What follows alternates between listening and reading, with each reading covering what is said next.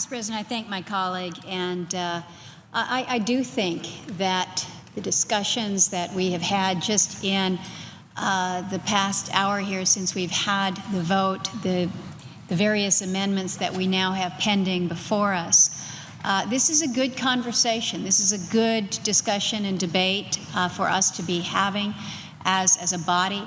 We haven't had energy-related issues brought before this floor in some years now.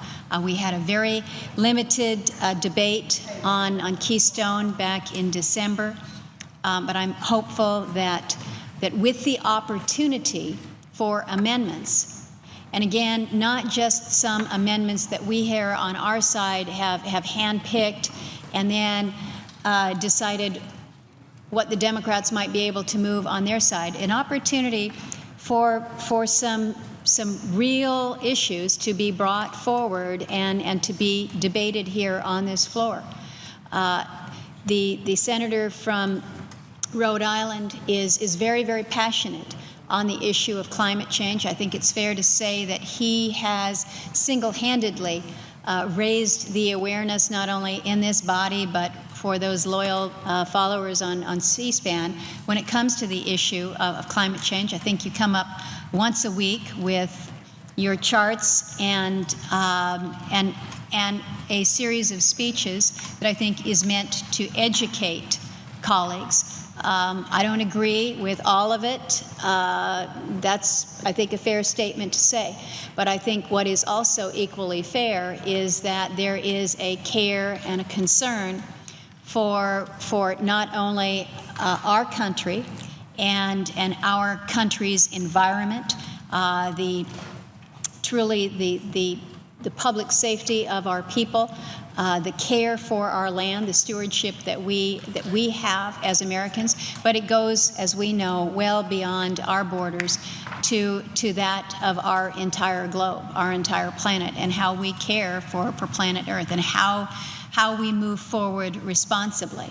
One aspect of the energy debate that I continue to advance is that we must ensure that if we are to make advances when it comes to care for our environment and truly for the whole issue of global climate, we have to be a nation that is economically secure in the sense that the technologies that we will have to help us be cleaner in all that we do not come without cost.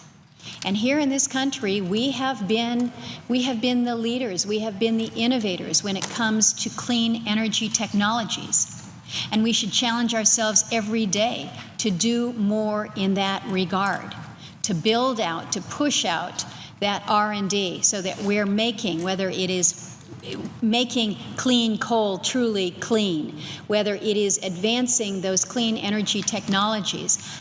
I, for one, coming from a fossil fuel producing state, am a huge proponent of nuclear power generation in this country because I believe very strongly that it is the cleanest energy source that we have at this point in time. So what are we doing in this country to make sure that our energy is abundant, affordable, clean, diverse, and secure? And these are the challenges that I put out to my colleagues. So I clearly appreciate the need that we have in this body and in this country to be moving forward with technologies that allow us to have reduced emissions, to have a cleaner environment. But I also want to make sure that we do so in a way that doesn't cripple our economy.